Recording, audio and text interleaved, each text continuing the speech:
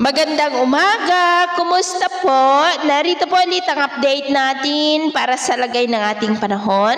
Ngayong umaga po ng September 27, 2025.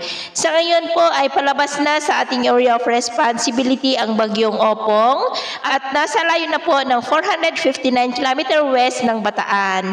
Posible po na lalakas muli yan into typhoon category habang papalayo po dito sa ating bansa at hihilahin rin niya ang habagat habang kumikilos po palayo. Pero ang habagat at trough ng bagyo ngayon ay patuloy pa rin na nakakaapekto sa kanluran ng Luzon, Cavite, Batangas, Mimaropa at Panay Island. Samantala, sa atin naman pong WindMap forecast ay may nakikita dito na maaaring sama ng panahon na mabubuo sa unang mga araw ng susunod na buwan na banta muli dito sa Northern Luzon o dyan po sa may Southern at Central Luzon. Kaya ang development niya na ating babantayan kung matutuloy po o hindi, at ang susunod na bagyo ay tatawagin po sa local name na Bagyong Paulo. At ito nga ang pinapakita ng forecast model na ating ginagamit hanggang po sa susunod na 2 linggo. At sa lagay ng ating panahon, ngayong madaling araw ay maayos naman na po ang panahon sa malaking bahagi ng bansa. Pero may tsansa pa rin ng mga isolated rains, lalo na dyan sa may Mimaropa, Panay Island, Calabarzon, Bataan, Zambales, Aurora at ilang bahagi ng Cagayan. At mamaya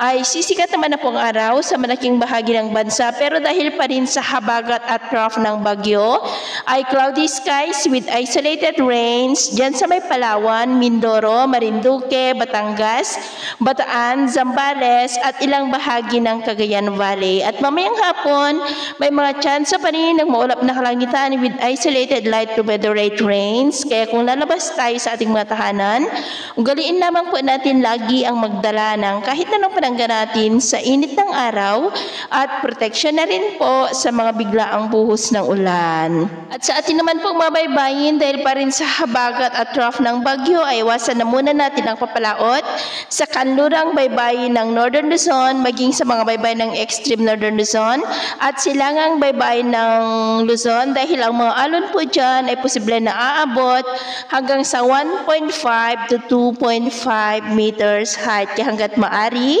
ay iwasan na muna natin ang papalaot dyan sa mga may kulay pula para mas makaiwas sa mga sakunang pangkaragatan. So ito ang latest update natin sa araw na ito. Ako po muli si James na nagsasabing sa kahit na pagsubok po na darating sa ating buhay, huwag po tayong mawawalan ng pag-asa. Thank you and God bless.